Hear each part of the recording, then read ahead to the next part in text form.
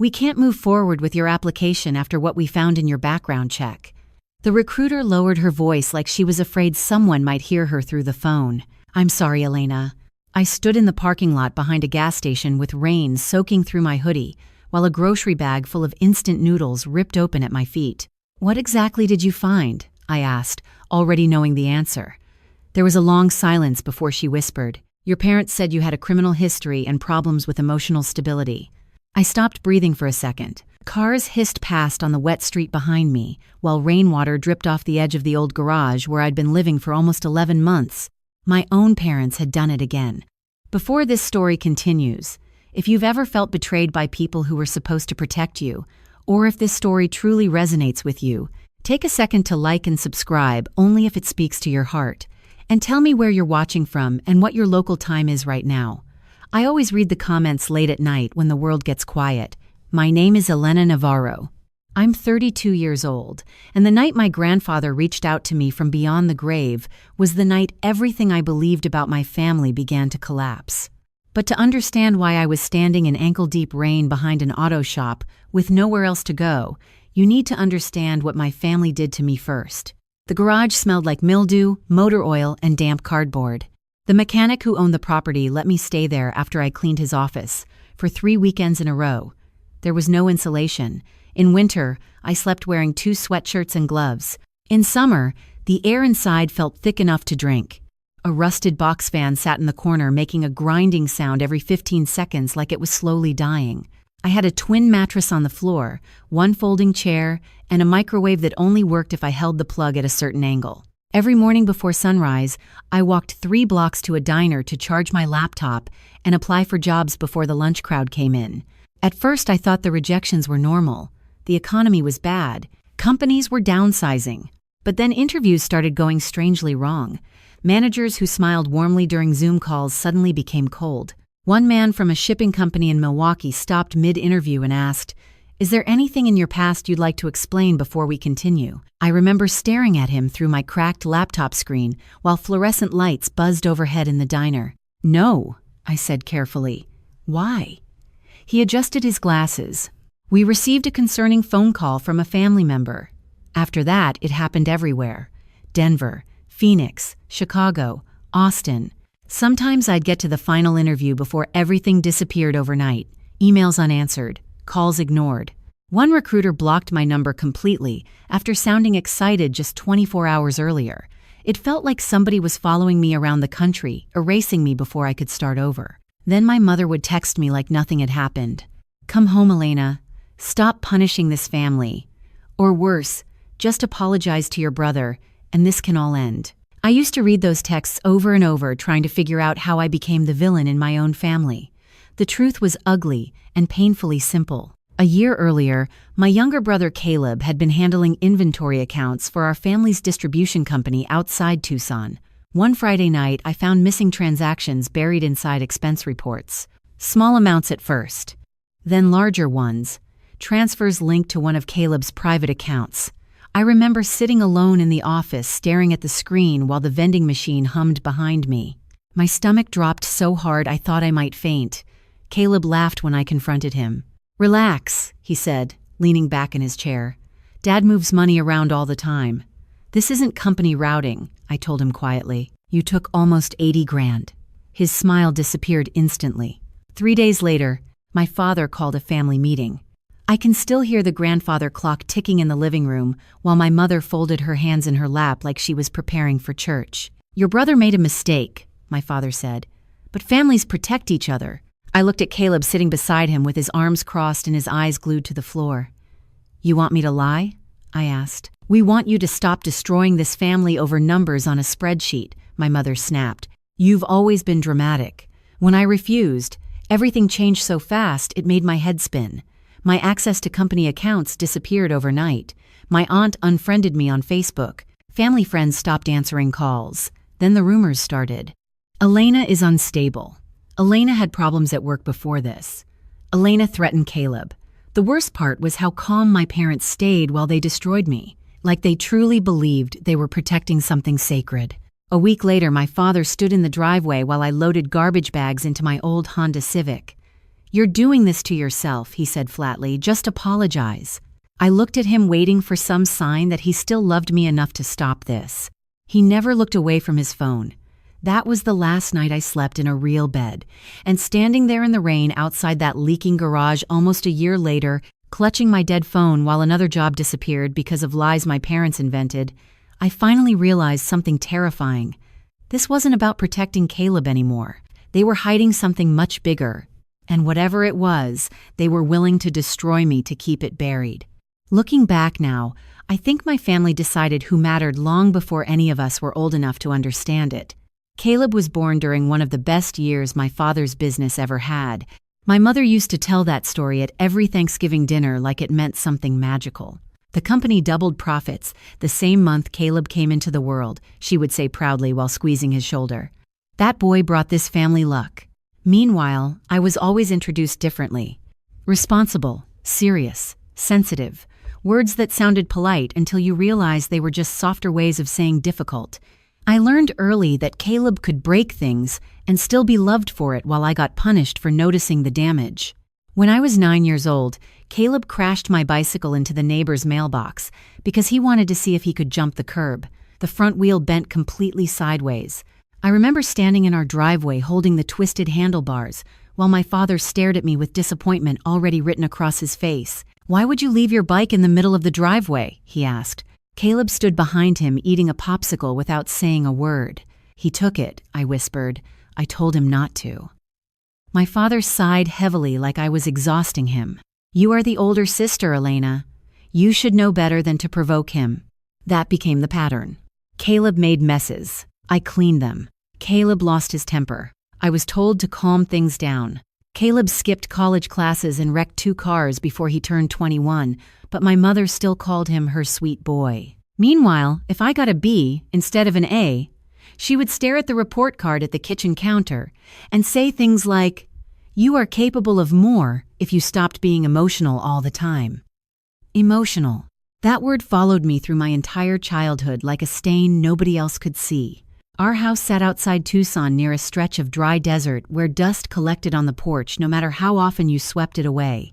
My mother kept everything inside perfectly organized. Beige furniture nobody was allowed to touch. Decorative towels in the downstairs bathroom. A grandfather clock in the living room that chimed every hour loud enough to wake you from sleep. At dinner, my father talked about the company while Caleb scrolled through his phone under the table. "One day this business belongs to your brother," my mother would say casually while serving chicken casserole onto our plates. "If he wants it," my father corrected with a smile. Then he would glance at me. "Your sister is better with support roles anyway." I still remember how those words felt sliding under my skin. Support role. Like I was born to stand quietly behind somebody else's life. The strange thing was, my grandfather Walter never treated me that way. He was my father's father, tall even in his 70s, with silver hair and those heavy denim work shirts that always smelled faintly like sawdust and black coffee. He lived alone in a small adobe-style house 30 miles outside town and refused to hire anyone to help maintain it. Every Sunday morning when I was little, he would pick me up in his old Ford truck before sunrise. "Come on, Lena," he would say through the screen door. Desert does not wait for sleepy people. We would drive out past the dry riverbeds while country music crackled softly through the speakers. He taught me how to repair fence posts, how to check oil levels, how to listen carefully when people talked, because most families hid the truth inside ordinary conversations. "Watch what people do when money gets tight," he once told me while fixing a water pump behind his house. That is when character finally speaks honestly. At the time, I thought he was just giving old man advice. Years later, I realized he had been warning me. One Christmas when I was 16, my mother bought Caleb a brand new pickup truck with a giant red bow across the hood parked in the driveway. I got a leather planner and a speech about responsibility. "You are mature enough to appreciate practical gifts," she told me, while Caleb shouted excitedly outside. That night, my grandfather found me washing dishes alone after dinner. "You okay, kid?" he asked quietly. I shrugged without looking up. "I am fine." He handed me a folded napkin with 2 crisp $100 bills tucked inside. "Do not let people convince you that being quiet means being weak," he said. I never forgot that sentence. Years later, after college, I became the one person at Navarro Distribution who actually understood how the financial systems worked. Vendors called me directly because Caleb forgot meetings. Drivers trusted me because I remembered their kids' names and fixed payroll mistakes before my father even noticed them. I worked 60-hour weeks while Caleb showed up late wearing designer sunglasses and acting like management was a personality trait. Sometimes I would catch my grandfather watching us from the corner of the warehouse floor with this tired expression on his face. Like he already knew how the story would end, but was hoping he might still be wrong. The last real conversation we ever had happened 6 months before he died. He asked me to drive him home after a doctor appointment in Phoenix. The desert sky was turning orange through the windshield, while dust rolled behind us on the highway. He sat quietly for almost 20 minutes before finally saying, "If something ever feels wrong in this family, trust yourself first." I laughed softly. That sounds ominous. But he did not smile back. He just stared out the passenger window and said something that stayed buried in my mind until much later. Some people will destroy the truth if they think it protects the bloodline. Then he asked me to pull over at a tiny gas station outside Casa Grande because he wanted to buy cigarettes even though my grandmother had made him quit 15 years earlier. At the time, I thought it was just another strange old man moment. I did not know that would be the last time I would ever hear him hint that he was afraid of something inside our family. The first time I realized I might actually build a life outside my family's shadow was 3 years before everything collapsed. Navarro Distribution had just landed a regional contract with a chain of hardware stores across Arizona and New Mexico, and my father was celebrating like he had personally engineered every detail himself. In reality, the entire logistics proposal had been mine. I spent 6 straight weeks rebuilding delivery schedules, renegotiating fuel agreements, and fixing inventory software that Caleb had ignored for almost a year. I remember sitting alone in the warehouse office at 11:30 at night, eating stale crackers from a vending machine while rain tapped softly against the metal roof. My eyes burned from staring at spreadsheets all day. Then my phone buzzed with an email from the client. "Elena, your forecasting model saved us nearly $200,000 this quarter." I stared at the screen for a long time, rereading the sentence.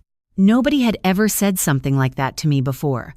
The next morning, the client visited our office in person. His name was Mark Ellis, mid-50s, sharp gray suit, expensive leather briefcase that looked untouched by dust or real work. He shook my father's hand first, then turned toward me.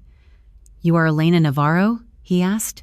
"Yes. Your reporting system is one of the smartest operational structures I have seen from a company this size." My father laughed before I could answer. "She likes numbers," he said casually.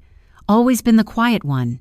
Mark looked confused. "Quiet, maybe," he replied slowly, "but she is carrying half this company on her back." I still remember the silence that followed.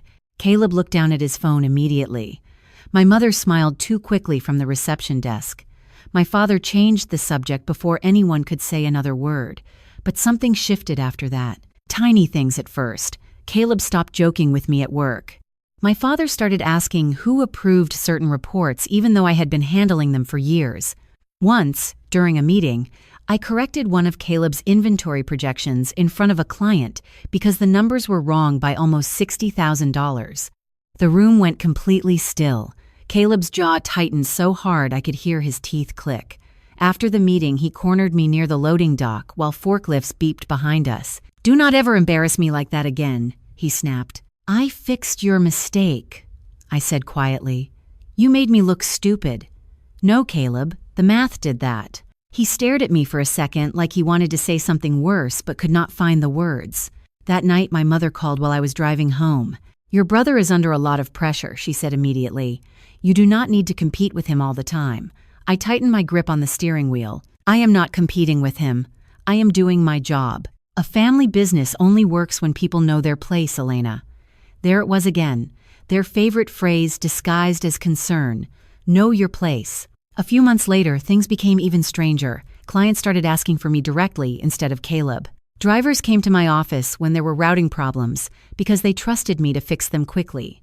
Vendors copied me on emails instead of my father. Even our accountant once joked during a conference call, "If Elena ever leaves, you are all in trouble." Everybody laughed except Caleb. He sat perfectly still at the far end of the table, stirring melted ice around in his glass without taking a sip. Around that same time, my grandfather started visiting the warehouse more often. He never stayed long, usually just walked slowly through the aisles with his hands behind his back, while workers greeted him respectfully. One afternoon, I found him standing alone near the shipping office, watching Caleb through the glass windows. "You know what scares weak people most?" he asked suddenly. "What?" "Competence." He looked at me carefully. "Especially when it comes from someone they already decided was less important." I tried laughing it off. "You make this family sound like a mafia movie." But again, he did not smile. A week later, my father invited everyone to dinner at our house to celebrate another profitable quarter. My mother used the expensive plates she normally saved for holidays. Candles flickered softly against the dining room windows, while the smell of garlic bread filled the kitchen. Halfway through dinner, my father raised his wine glass. "To Caleb," he announced proudly, "future president of Navarro Distribution." Everyone clapped except me, because I honestly thought it was a joke at first. Caleb had missed 2 major contract deadlines that month alone. My father noticed my expression immediately. "Something funny?" he asked coldly. "No," I said carefully. "I just thought maybe operational leadership would involve actual operations." The room went silent. My mother set down her fork slowly. Caleb leaned back in his chair with a dangerous little smile. "You think you should run the company?" he asked. "I think the person doing the work should matter." My father's face darkened instantly. That attitude right there is exactly why nobody wants to work with emotional women in leadership. I felt heat rush into my chest. "Emotional?" I repeated softly. "Dad, I rebuilt your entire inventory system, and now you think you are indispensable," he snapped. "Nobody is indispensable." Across the table, my grandfather was staring directly at my father with an expression I had never seen before. Not anger exactly. Something heavier. Disappointment, maybe. He slowly folded his napkin and stood up without finishing dinner. "Walter?" my mother called awkwardly. But he was already walking toward the front door. Right before he left, he looked back at me and said quietly, "Be careful who feels threatened when you finally stop staying small." 3 months later, I discovered the missing money in Caleb's accounts. The night I found the missing money, the warehouse was almost completely empty. Most of the staff had already gone home, and the motion sensor lights in the back offices kept flickering off every few minutes before humming back to life. Outside, wind pushed dust across the parking lot hard enough to rattle the metal delivery doors. I was sitting alone in the accounting office, finishing quarterly reconciliation reports because Caleb had skipped another deadline. His excuse that week was food poisoning. Before that, it had been migraines. Before that, stress. There was always something. I remember rubbing my eyes and opening one final spreadsheet just to make sure vendor payments matched outgoing transfers. That was when I noticed the duplicate routing numbers. At first, it looked small. $3,000 moved into an account I did not recognize. Then another transfer. Then another. Same routing destination. Different descriptions attached to each payment. Equipment maintenance, fuel reimbursement, emergency shipping correction. My stomach tightened slowly as I opened older files going back 6 months. The amount kept growing. 10,000, 25,000, 42,000. By midnight, the total sat just over $83,000. I stared at the screen while cold air from the vent brushed against my arms. There was only one employee attached to every authorization code, Caleb Navarro. I remember sitting there hoping there was some explanation I had missed, some accounting error, some temporary transfer my father approved privately. But deep down, I already knew. Caleb was stealing from the company. Worse than that, he was getting sloppy. The next morning, I printed everything and drove straight to my grandfather's house before work. He opened the front door wearing old jeans and holding a coffee mug stained brown around the rim. "You look sick," he said immediately. I handed him the folder without speaking. He read quietly at the kitchen table while sunlight crept across the floorboards. The old clock over his stove ticked softly in the background. After almost 10 minutes, he removed his glasses and exhaled through his nose. "Does your father know?" "I do not think so." "And Caleb?" "He knows exactly what he did." My grandfather stayed quiet for a long time. Then he folded the papers carefully and pushed them back toward me. "You need to be very careful now, Elena." "Careful of what?" He looked toward the window before answering. People panic when the truth threatens the version of themselves they built their whole lives protecting. I wanted him to tell me I was overreacting. Instead, he looked tired. That scared me more than anything else. I confronted Caleb later that afternoon in his office. The blinds were half closed, slicing sunlight across the room in narrow gold lines.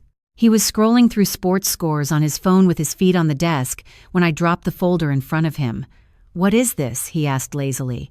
"You tell me." He flipped through the pages for maybe 5 seconds before tossing them aside. "You went through my files? You stole company money." He leaned back slowly in his chair. "No panic, no shame, just annoyance. You should mind your business." "This is the business." "You always do this," he muttered. "You act like you are smarter than everybody else." "Caleb, there are $80,000 missing." "It was temporary." "Temporary?" I whispered. "You forged payment approvals." He stood up so quickly his chair rolled backward into the wall. "Do not talk to me like I am some criminal." The word hung there strangely between us. Criminal. I still remember how hard his eyes looked in that moment. Not guilty. Angry. Cornered. "I am fixing it," he snapped. "Dad does not need to hear about this." He absolutely does. For the first time, real fear flashed across his face. Then it disappeared just as fast. "If you tell him," he said quietly, "you are going to regret it." I wish I had understood what he meant. That night, my father called everyone to the house. My mother had already made coffee when I arrived, even though it was nearly 9:30 at night. The smell of hazelnut creamer mixed strangely with cigarette smoke from the patio door my father left cracked open. Caleb sat at the dining room table staring at his folded hands like a grieving son at a funeral. "Sit down," my father said flatly. I handed him the folder immediately. He barely glanced at the pages before tossing them onto the table. "Families solve problems privately," he said. "This is not a misunderstanding," I replied. "He stole from the company." "Watch your tone," my mother snapped. "Mom, the money trail is right there." Caleb suddenly looked up with red eyes like he had been crying. "I made mistakes," he said softly, "but I was trying to keep things afloat." I stared at him in disbelief. "What are you talking about?" My father leaned forward slowly. "Your brother told us you have been unstable for months, obsessive, accusing people, creating conflict at work." My chest went cold instantly. "What?" My mother folded her arms tightly. "You have always had emotional problems, Elena." "No," I whispered. "No, you know that is not true." Caleb shook his head sadly like he was embarrassed for me. "You need help." It happened so fast after that, I still struggle to remember the exact order. My father accusing me of manipulating reports, my mother crying quietly into a napkin, Caleb acting wounded, while I tried desperately to explain the numbers sitting right in front of them. Every time I spoke, they interrupted me faster, louder, like they had rehearsed this already. "You are paranoid. You always create drama. Nobody else sees these problems except you." I looked around the room feeling something crack open inside me because suddenly I understood. They were not trying to solve this. They were erasing me. By the end of the night, my father stood near the front door with his car keys in his hand and said the sentence that destroyed whatever trust I still had left in my family. "If you continue spreading lies about your brother," he said coldly, "you will no longer be welcome here." I remember staring at him while my mother avoided eye contact completely. Caleb never looked up once, and somewhere deep inside me, something finally realized this was not just betrayal anymore. This was a setup. For the first few days after that meeting, I honestly believed my parents would calm down once they had time to think. I thought my father would review the financial records carefully. I thought my mother would realize how insane the accusations sounded once the emotions settled. Most of all, I thought Caleb would eventually panic and confess before things went too far. I still believed there was some version of my family left that cared about the truth. I was wrong. The next Monday morning, I arrived at the warehouse just before 7. The desert air still carried that cold, dry chill Tucson gets before sunrise, and the parking lot lights buzzed softly above rows of delivery trucks. When I walked toward the front entrance, my employee keycard flashed red instead of green. I tried again. Red. Again. Red.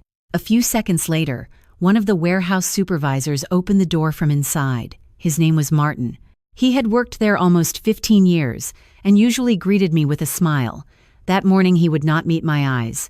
"Martin," I said carefully, "my badge is not working." He shifted awkwardly. "Mr. Navarro told us not to let you inside." For a second, I thought I misunderstood him. "What?" He said there are concerns about financial misconduct.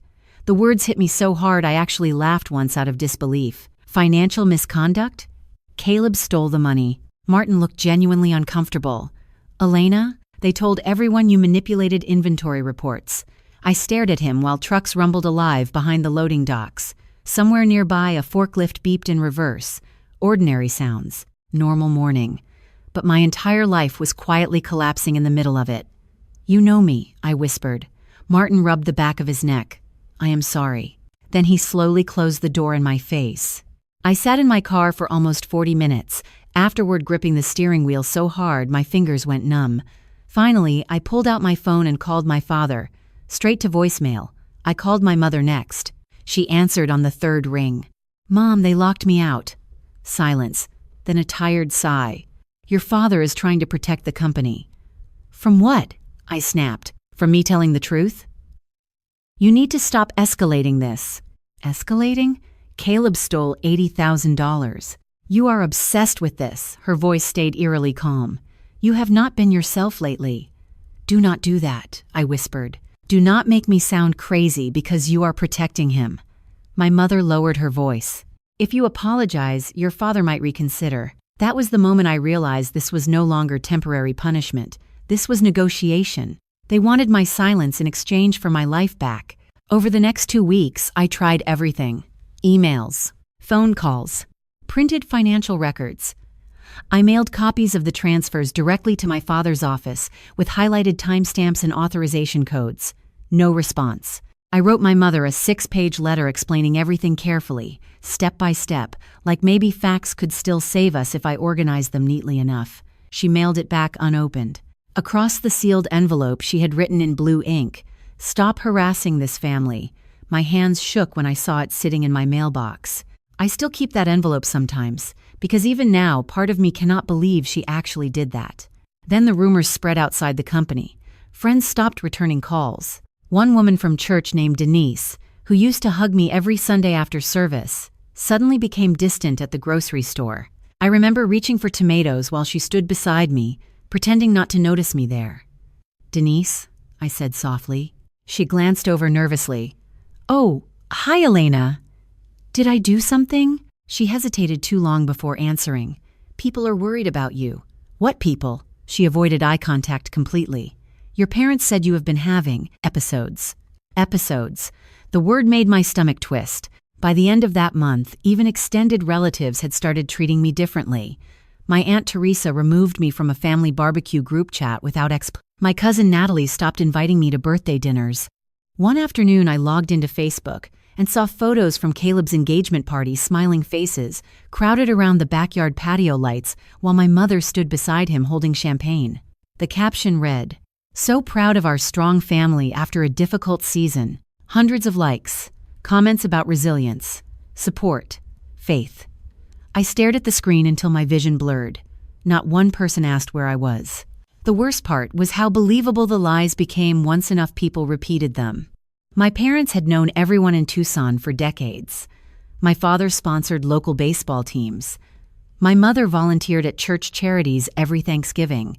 People trusted them automatically, and I had unknowingly spent my entire life building a reputation for being quiet and responsible, which suddenly worked against me because now every emotional reaction looked suspicious.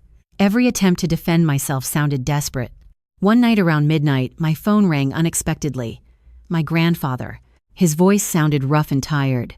"Kid," he said quietly, "come see me tomorrow morning." "Did Dad talk to you?" Silence stretched across the line. Then he sighed heavily. "Some things are happening faster than I expected." "What does that mean?" I asked. But before he could answer, another voice appeared faintly in the background. My father's voice. Angry. Sharp. Then the call disconnected completely. I tried calling back 3 times. No answer. 2 days later, my mother texted me 4 simple words. "Grandpa needs rest. Do not visit." That was the moment the isolation became complete, not just professionally, not socially, emotionally.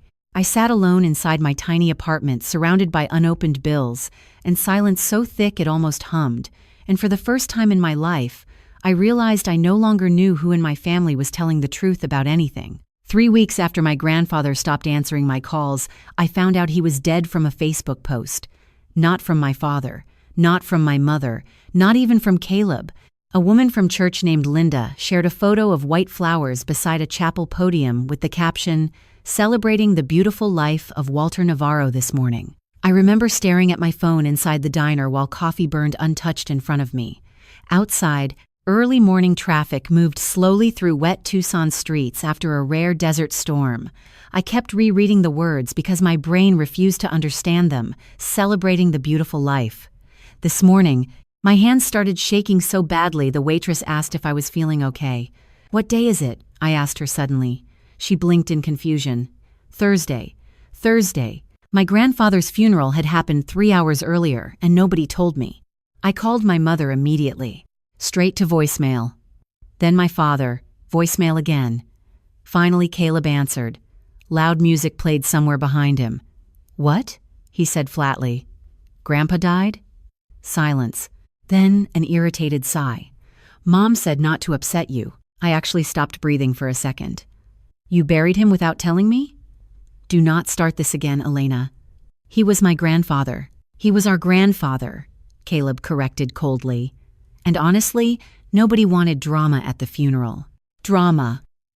That word again. Every emotion I had became drama once it inconvenienced them. "Did he ask about me?" I whispered. Caleb hesitated just long enough to hurt. "You should have apologized while you had the chance." Then he hung up. I sat there frozen while people around me clinked silverware and laughed softly over breakfast plates. Normal life continued all around me, while mine quietly cracked open again. Later that afternoon, I drove out to my grandfather's house anyway. The desert road stretched empty beneath pale gray clouds. Dust rolled across the highway shoulders in little spirals, while old country music played low through my speakers. When I pulled into his driveway, another truck was already there. My father stood near the garage talking to a realtor. Even from 20 yards away, I could tell he was angry to see me. "You should not be here," he said before I even reached the porch. The screen door behind him stood open. Through it, I could see empty spaces on the walls where my grandfather's framed photos used to hang. "You buried him without telling me," I said quietly. "We did what was best for the family." "No," I whispered. "You did what was easiest for you." My father's jaw tightened. "Walter was under a lot of stress before he passed. Because of me? Because of all this conflict." He gestured vaguely between us like my entire existence had become some exhausting inconvenience. I looked past him toward the living room where my grandfather used to sit every Sunday morning reading newspapers beside the window.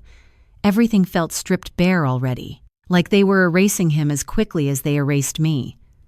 "I just want one thing," I said softly. "Did he leave me anything? A letter? A message?" For a split second, something strange crossed my father's face. Too fast to fully read. Then it vanished. "No," he said flatly. "There was nothing." Behind him, I noticed Caleb carrying cardboard boxes out from the hallway toward the garage. My grandfather's things, his old fishing gear, his jackets. Pieces of an entire life packed away like clutter. "You are selling the house already?" I asked. "It is not your concern anymore." "He loved this place. He is gone." The coldness in my father's voice shocked me more than yelling would have. Like grief itself had become inconvenient too. I wanted to scream at him. Instead, I just stood there feeling tired all the way down to my bones. Before leaving, I walked quietly around to the back porch where my grandfather and I used to drink coffee before sunrise. The old metal chair was still there beside the cracked flower pots he never remembered to water. A wind chime tapped softly overhead in the breeze. I sat down for almost an hour staring out at the desert while the sky slowly darkened. I kept expecting to feel something dramatic. Rage, breakdown, closure. Instead, there was only emptiness, like someone had reached inside my chest and unplugged something essential. That was the beginning of the real collapse. After my grandfather died, everything else unraveled faster. My savings disappeared, paying rent and credit cards. I sold my jewelry first, then my television, then my couch. I started sleeping on an air mattress inside a studio apartment that smelled faintly like bleach and old cooking oil from the restaurant downstairs. Every morning I sent out resumes from the public library because my internet got shut off 2 months later. Sometimes recruiters sounded excited until they heard my last name. Other times interviews ended the second they asked why I left Navarro Distribution. One woman from Phoenix lowered her voice during a phone screening and said, "Off the record? Your family made some concerning calls." I stopped asking for details after that because hearing the lies repeated out loud started feeling physically painful. Eventually, I could not afford the apartment either. The mechanic with the garage offered me the back space after overhearing me argue with my landlord in the parking lot. "It is dry most nights," he said awkwardly. "Better than your car." So I moved into the garage with 2 duffel bags, a microwave, and the last box of things nobody else wanted after my grandfather died. Most nights I lay awake listening to rain hit the metal roof while trains moved somewhere far across the city. I stopped calling my family completely after Thanksgiving passed without a single message from them.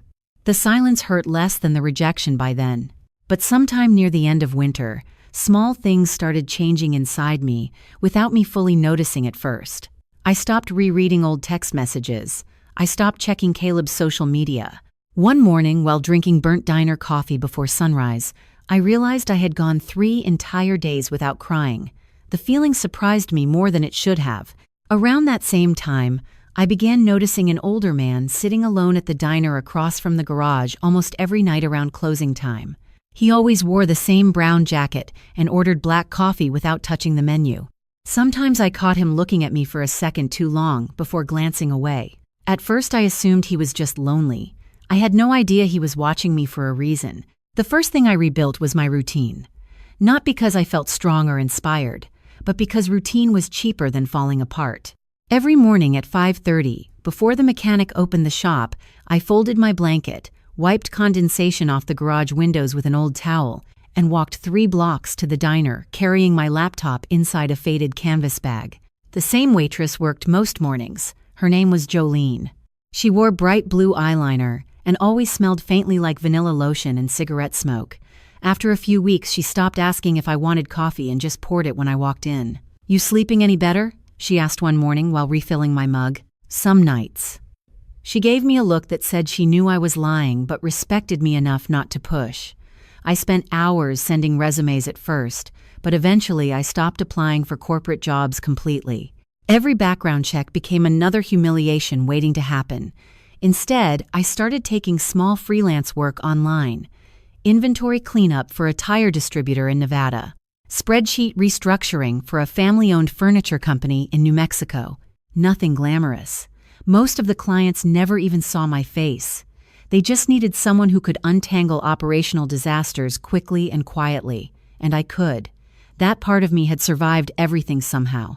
One afternoon, a restaurant owner from Albuquerque called while I was sitting outside the diner, watching monsoon clouds gather over the mountains. "You are the woman who fixed the Mesa Freight inventory collapse?" he asked. I hesitated before answering. "Partially. I got your name from an old vendor. My books are a mess. Nobody can figure out why we are losing money." I opened my laptop right there at the outdoor table while thunder rolled softly in the distance. "Send me 6 months of reports," I told him. "I will take a look tonight." 3 days later, I found over-ordering problems, duplicate supply invoices, and scheduling mistakes costing him nearly $12,000 every month. When I explained it over Zoom, the man just stared at me silently. "How did nobody catch this before?" he asked. I almost laughed. Sometimes people stop looking carefully once they think they already know who the smart person in the room is. After that, more work slowly followed. Quiet referrals, small contracts, tiny victories nobody celebrated except me sitting alone in the garage eating microwaved soup at midnight. But the strange thing was, I started sleeping better. Not because life became easier. It did not. Some weeks I still counted quarters to buy gas. The garage still leaked every time it rained. I still avoided grocery stores near my old neighborhood because once I ran into my mother near the frozen food aisle and she looked through me like I was a stranger asking for money. But piece by piece, my life started belonging to me instead of them. Around that same time, the older man from the diner finally spoke to me directly. I was outside one evening trying to fix the cracked hinge on my laptop with duct tape when his shadow appeared beside the table. "That thing is held together by faith and glue," he said dryly. I looked up, startled. Up close, he seemed older than I expected, late 70s maybe, weathered face. Brown jacket with worn elbows, calm eyes that missed very little. "It still works," I replied. He nodded toward the spreadsheets open on my screen. "You are good with numbers." Enough to survive. For some reason, that answer made him smile faintly. Survival is underrated. He introduced himself as Howard Pierce, said he used to do investigative work years ago before retiring.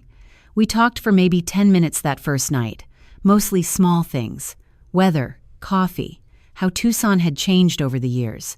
But before leaving, he glanced toward the garage behind me and asked quietly, "Do your parents know where you are staying?"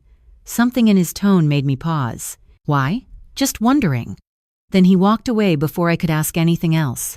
After that, I started noticing him more often, always nearby, reading newspapers in the diner, sitting in the parking lot, drinking coffee from a paper cup. Once I caught him watching me from across the street while I loaded groceries into my trunk. Not creepy exactly, focused, like he was waiting for something. Meanwhile, my freelance work kept growing. One client became 3. 3 became 7. I bought a second monitor from a pawn shop for $40 and balanced it on top of a milk crate inside the garage. I started waking up excited again sometimes, which felt almost suspicious after so much emptiness. One Friday afternoon, Jolene slid a slice of pie onto my table without charging me. "Celebrating something?" I asked. She shrugged. "You smile more now." I looked down at the pie for a second because I had not realized that was true. Later that night, I sat alone in the garage, listening to rain tap against the roof while balancing invoices across my lap. My laptop glowed softly in the dark beside stacks of handwritten notes and half-finished client reports.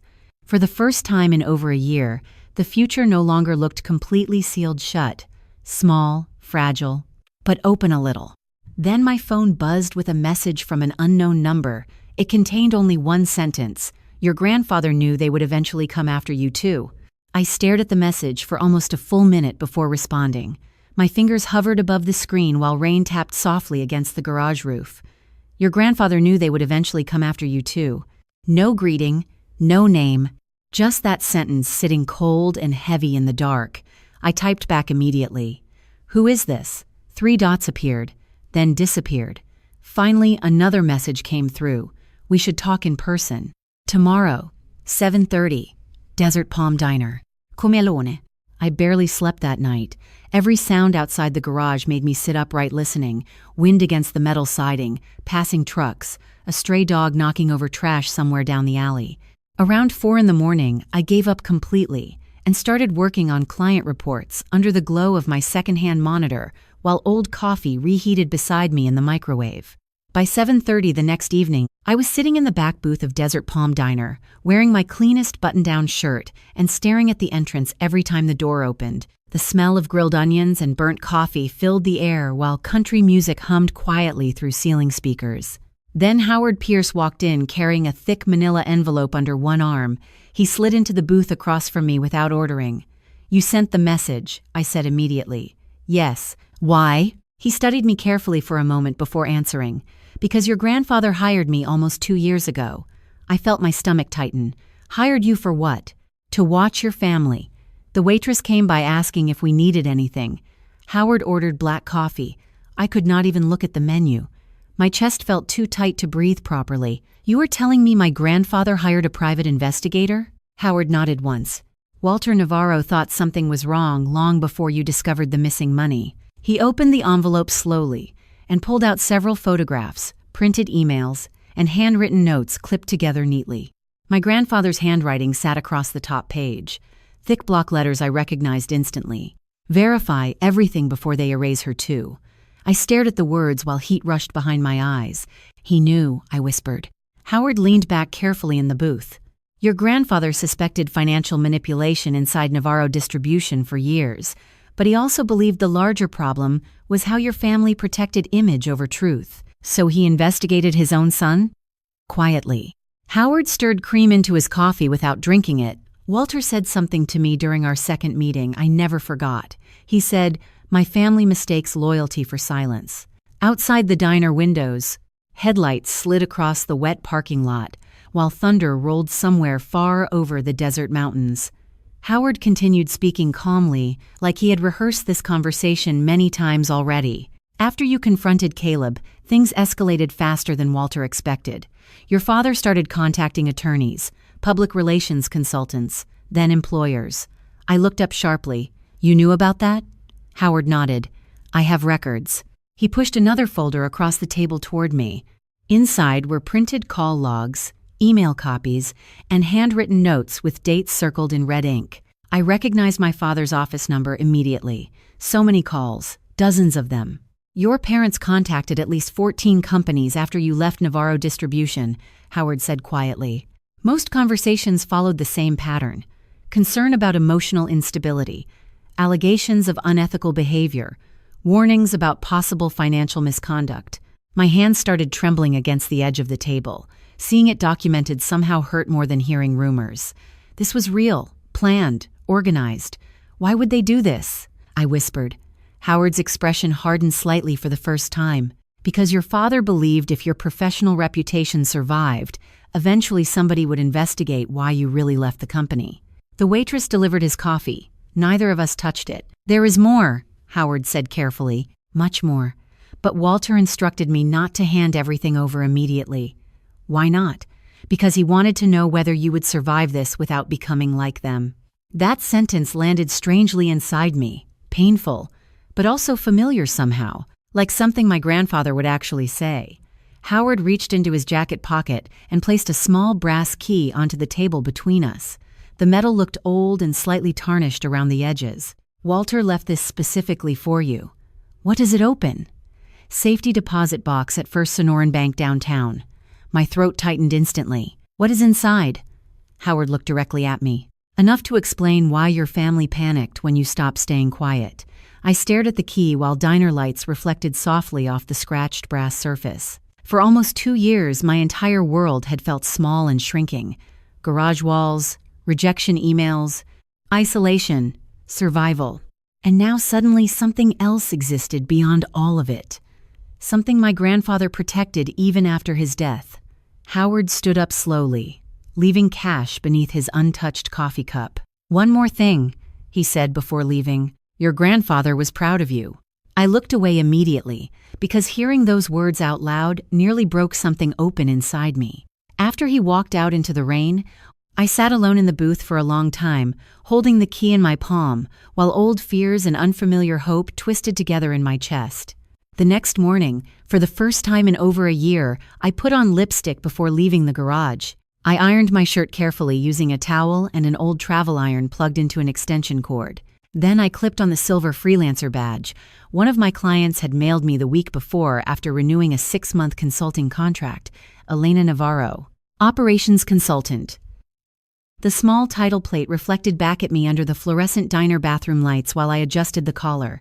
It was not a corporate office, not a luxury career, but it was mine. And as I drove downtown toward First Sonoran Bank with my grandfather's brass key sitting heavy inside my jacket pocket, I realized something had shifted quietly while I was surviving all those months alone. I was no longer trying to get my old life back. I was finally building one they could not control. First Sonoran Bank sat in the middle of downtown Tucson between a law office and an old jewelry store, with faded awnings that looked untouched since the 1980s.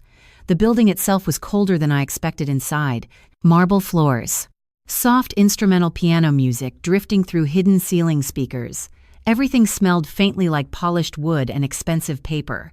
I stood near the entrance, clutching my grandfather's brass key inside my coat pocket, while people in tailored suits walked past carrying leather folders and coffee cups that probably cost more than my weekly grocery budget a year. Earlier, for a second, I almost turned around, not because I was afraid of what I might find, because part of me still felt like I did not belong in places like this anymore. A receptionist with silver glasses smiled politely from behind the front desk. "Can I help you?" I cleared my throat. "I need access to a safety deposit box." She looked at the key in my hand and typed something into her computer. Then her expression shifted almost imperceptibly. "One moment, Miss Navarro."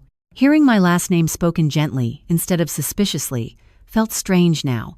She disappeared through a side hallway before returning with a man in a dark navy suit, carrying a tablet under one arm. "Miss Navarro?" he asked warmly. "I am Daniel Mercer, branch manager. If you would follow me, please." He led me through a quiet corridor lined with framed desert photography and recessed lighting soft enough to feel unreal. My boots clicked against the marble floor, while my pulse thudded steadily in my ears. "Your grandfather visited often," Daniel said casually as we walked. Mr. Walter Navarro was highly respected here. I glanced at him carefully. You knew him? A little. He always brought those peppermint candies nobody else likes. The comment hit me unexpectedly hard because it was true. My grandfather kept peppermint candies in every truck, every coat pocket, every kitchen drawer. Tiny ordinary details survive people longer than the important ones sometimes. Daniel stopped outside a large steel vault door and entered a security code into a keypad. Your grandfather left detailed instructions regarding this account, he said carefully, specifically concerning you. My stomach tightened again. What kind of instructions? He hesitated briefly. He requested that all contents remain sealed until you personally access them. The vault door opened with a deep metallic sound that echoed softly through the room. Inside, rows of safety deposit boxes lined the walls beneath cold fluorescent lights. Daniel guided me toward a lower section near the back. Box 417. He inserted one key, while I inserted the brass key beside it. The lock clicked open together. Take your time, he said quietly before stepping away to give me privacy. My hands trembled slightly as I pulled the metal box free and carried it toward the small viewing room attached to the vault. Inside was a wooden table, 2 chairs, and a lamp casting warm yellow light over the polished surface. For a long moment, I just sat there staring at the box without opening it. I could hear muffled sounds from the bank outside the room, phones ringing faintly, distant footsteps. Ordinary life continuing while my entire past waited inside 12 inches of steel.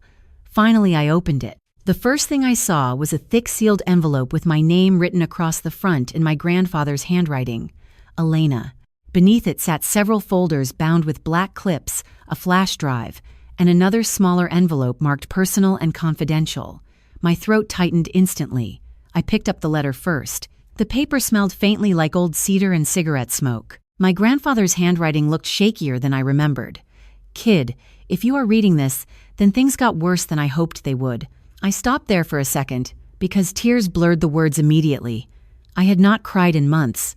Not really. But seeing his handwriting again felt like hearing his voice from another room. I kept reading slowly. Your father believes protecting the family name matters more than protecting the truth.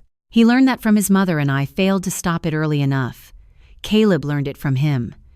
And now they believe survival means destroying anyone who threatens the version of themselves they built. Even you. Especially you. My chest felt hollow. Outside the viewing room, somebody laughed softly in the hallway before the sound disappeared again. I kept reading. I hired Howard because I needed proof before they erased you completely. If you are here now, then I was right to worry. There are things about this family you do not know yet. Things your father buried years ago. My fingers tightened around the paper. Buried years ago. The sentence sat there heavy and unfinished. I looked toward the folders stacked neatly inside the box. One was labeled Employment Contacts, another Financial Transfers, another simply read Family Correspondence. Then I noticed the final folder sitting at the very bottom beneath everything else, dark blue, thicker than the others. Across the front, in my grandfather's handwriting, were 5 words that made my entire body go cold. What really happened in 1998? At that exact moment, my phone started vibrating violently across the wooden table. My mother's name flashed across the screen for the first time in nearly 6 months. My mother never called first. Not after everything that happened. Not after months of silence, blocked messages, and carefully orchestrated distance.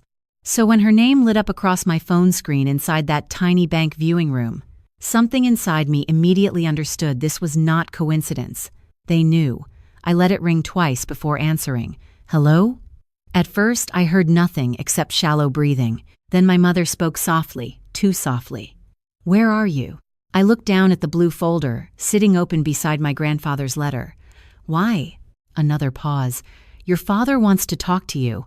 That would be a first. I expected anger, defensiveness. Instead, her voice sounded strained in a way I had never heard before. Elena, please. The word landed strangely coming from her. Please. I leaned back slowly in the chair while fluorescent lights hummed overhead. Did you know Grandpa left something for me? Silence again. Long enough to answer everything.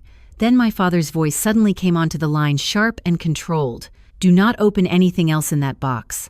I almost laughed, not because it was funny, because for the first time in nearly 2 years, he sounded afraid. You lied to employers about me, I said calmly. You called companies before interviews. You told people I was unstable. You have no idea what you are talking about. I have records. His breathing changed slightly. Tiny things become obvious once you stop needing someone's approval. Elena, he said carefully now, whatever Walter gave you is incomplete. Interesting, I replied quietly. So there is something to complete. He ignored that. You are making assumptions based on things you do not understand. I looked down at the folder labeled Employment Contacts. Every company, every date, every phone call, my mother crying softly in the background somewhere far from the speaker. I understood enough to spend a year living in a garage while you destroyed my reputation, I said. My father's voice hardened instantly again. You destroyed your own reputation when you attacked this family. By telling the truth? By refusing to let things go. The old version of me would have cried then, tried harder, explained myself again. But sitting there inside that quiet bank room with my grandfather's handwriting spread across the table, I suddenly felt something unfamiliar. Distance, like I was finally seeing my family clearly instead of emotionally.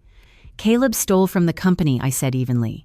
And you covered it up. You think life is that simple? My father snapped. You think businesses survive because people tell the truth all the time? I closed my eyes briefly, because suddenly I could hear my grandfather's voice perfectly in my memory. My family mistakes loyalty for silence. So that is what this is about? I asked softly. Protection? My father exhaled heavily. You never understood what it takes to keep this family standing. No, I replied. I understood exactly. That is why you needed me gone. Complete silence. Then my mother came back onto the phone, sounding shaken. Please come home so we can talk about this privately. Home. The word barely meant anything anymore. You buried Grandpa without telling me, I said quietly. You watched people believe I was mentally unstable. You mailed my letter back unopened. Her breathing hitched slightly. We were trying to protect everyone. From what? I whispered. The truth? Nobody answered. Slowly, I opened the blue folder marked What Really Happened in 1998. The first document inside was a financial statement from nearly 25 years earlier, then another, then legal correspondence. My eyes moved across the pages while my pulse slowed instead of racing. Strange calm. The kind that comes when confusion finally begins turning into clarity. Oh my God, I said softly before I could stop myself. What? My mother asked immediately. I kept reading. My father's signature appeared over and over beside numbers, transfers, settlements. Then one sentence buried inside a legal memo froze everything around me completely. Unauthorized liquidation concealed through inherited accounts. I stared at the line while my father spoke sharply through the phone. Elena, what are you reading? Suddenly, the entire shape of my childhood shifted inside my head. The business struggles, the obsession with image, the constant fear of scandal, my grandfather investigating his own family, even Caleb learning early that consequences could always be hidden if the family name stayed clean. None of this started with Caleb. You blamed me for exactly what you did, I whispered. My father went completely silent. I turned another page slowly. More transfers. More concealed accounts. Then a final handwritten note clipped beside the documents, in my grandfather's uneven handwriting. Richard did not start the fire, but he learned how to survive inside it. My chest tightened painfully. Elena, my father said carefully now, almost quietly, close the folder. But I was no longer listening to him, because beneath the final stack of papers sat one photograph partially hidden underneath the documents, old, slightly faded. 4 people standing outside Navarro Distribution nearly 3 decades earlier. My grandfather, my father, another man I did not recognize, and beside them, a little girl around 7 years old holding my grandfather's hand, a little girl who was not me. I felt the air leave my lungs completely. Dad, I said slowly, staring at the photo. Who is Sophia? The silence on the phone after I asked that question felt heavier than any screaming match we had ever had. I sat alone inside the bank viewing room, staring at the faded photograph while fluorescent lights buzzed softly overhead. My father did not answer immediately. Neither did my mother. I could hear faint movement in the background on their end of the line, a door shutting somewhere, someone breathing too close to the speaker. Finally, my father spoke, but his voice sounded different now. Smaller somehow. Where did you find that picture? I looked back down at the little girl holding my grandfather's hand. Dark hair, serious expression, maybe 7 years old, standing exactly where I used to stand in family photos years later. "Who is Sophia?" I repeated quietly. My mother started crying before he answered. Not loud, dramatic crying, the quiet kind people do when they are exhausted from carrying something too long. "Elena," she whispered, "please come home. Home again. Always home." As if that word erased everything they had done. "No," I said calmly. "Not until somebody tells me the truth." My father exhaled slowly through his nose. "Sophia was your cousin." "Was?" Another silence. Then my mother finally spoke. "She died when she was little." Something about the answer felt incomplete immediately. Too rehearsed. Too smooth. I looked back at the documents spread across the table. Old financial settlements. Hidden transfers.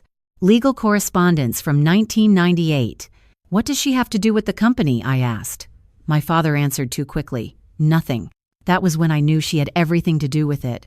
I leaned back slowly in the chair. "Grandpa spent years investigating this family. He hired Howard. He documented employer calls, financial manipulation, hidden accounts. You do not get to tell me this is nothing." My father's voice sharpened instantly. Walter was confused near the end. I almost smiled at that because it sounded so familiar. Emotional, confused, unstable. Every truth teller in my family eventually became unreliable the moment they threatened the story. "No," I said quietly. "He was careful." On the other end of the line, my mother suddenly whispered something I could not fully hear. Then my father muttered sharply, "Stop." Another long silence followed. I closed the blue folder slowly and rested both hands on top of it. Strange calm settled over me again, the kind that comes when fear finally burns itself out. "You spent 2 years trying to convince people I was unstable," I said softly. "Do you understand something? Healthy people do not destroy their daughter to protect a lie."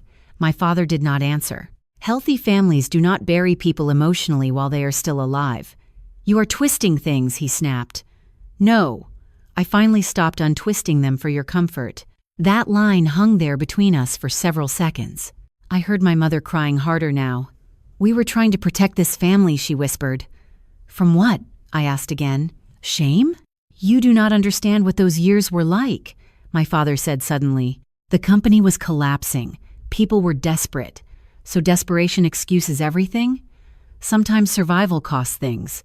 I looked around the little viewing room at the polished wood table, the folders, the old photograph still sitting beside my grandfather's letter.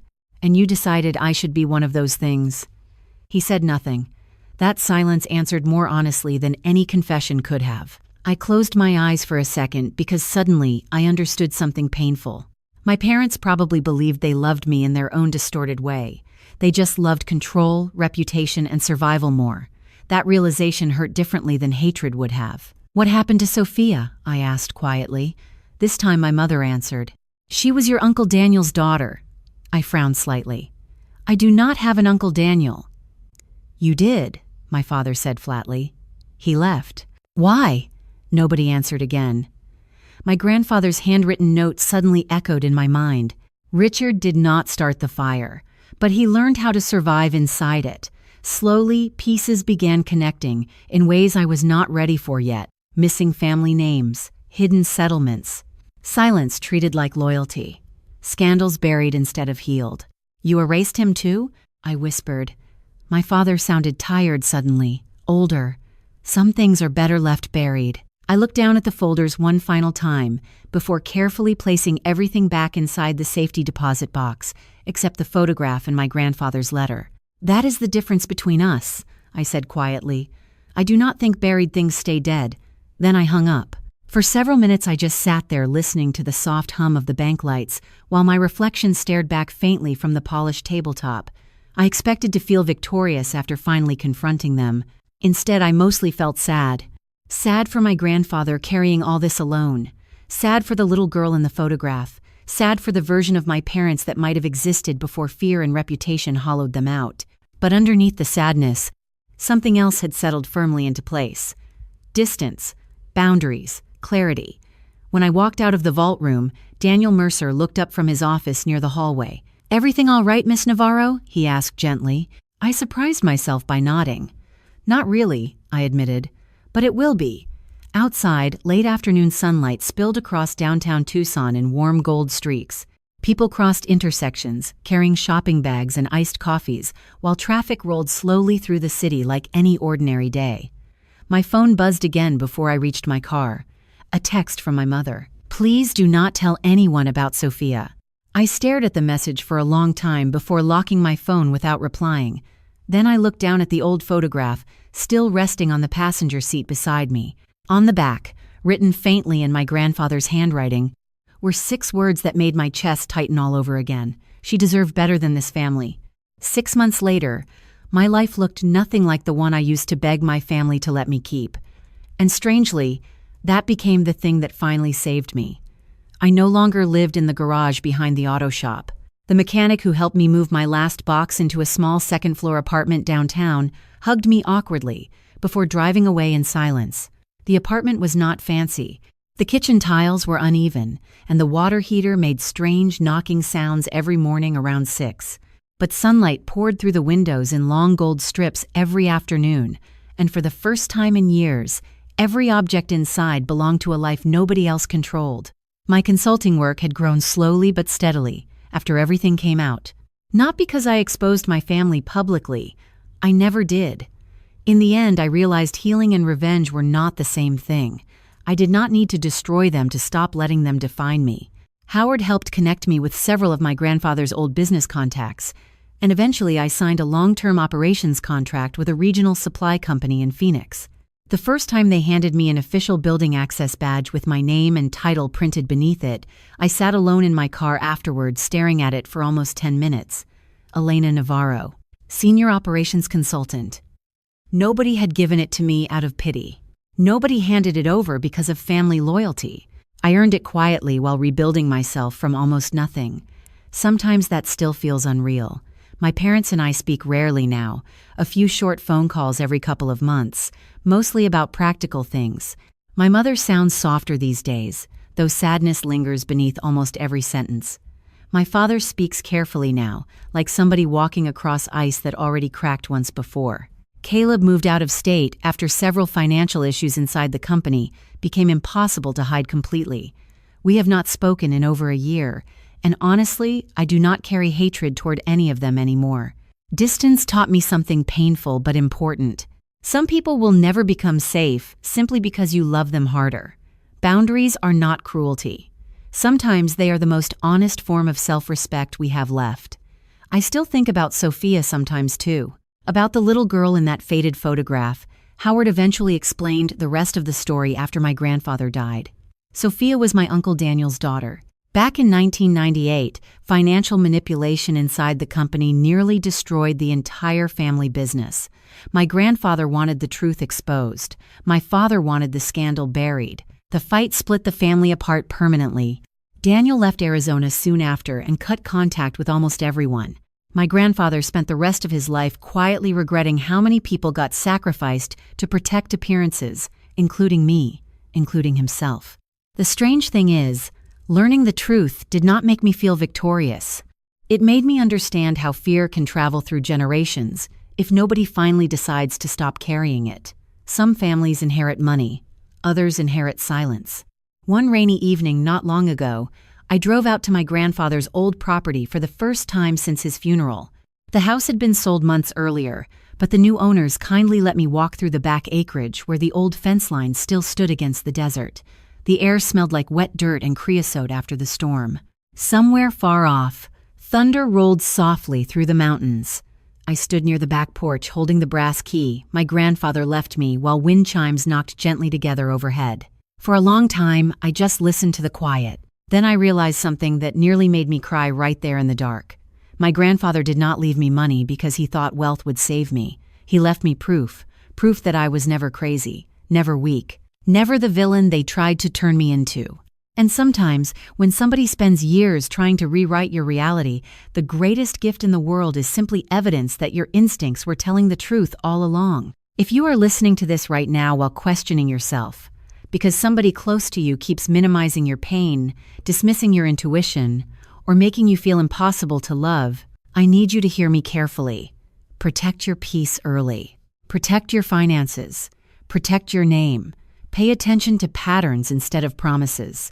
And please do not wait for people to finally admit what they did before you allow yourself to heal. Some apologies never come. Some truths arrive quietly years later. And sometimes God, or the universe, or whatever you believe in, removes people from your life not to punish you, but to return you to yourself before you disappear completely. I used to think survival meant convincing my family to see my worth. Now I think survival means refusing to abandon yourself, even when the people you love already have. My name is Elena Navarro. I am 32 years old. And the biggest lesson I want to leave with you is this: never let someone else's fear become the voice that defines your value. Thank you for staying with me through this story. Truly. If you have ever felt alone inside your own family, I hope this reminded you that your pain is real, your instincts matter, and your future does not have to look like your past. And if this story spoke to your heart in some way, leave a comment sharing where you are watching from tonight. I read more of them than you probably realize. Do not forget to like and subscribe if stories like this help you feel a little less alone in the world. Before I left my grandfather's property that night, I hung the old brass key from the rearview mirror of my car. It turned slowly in the fading desert light, while rain tapped softly against the windshield.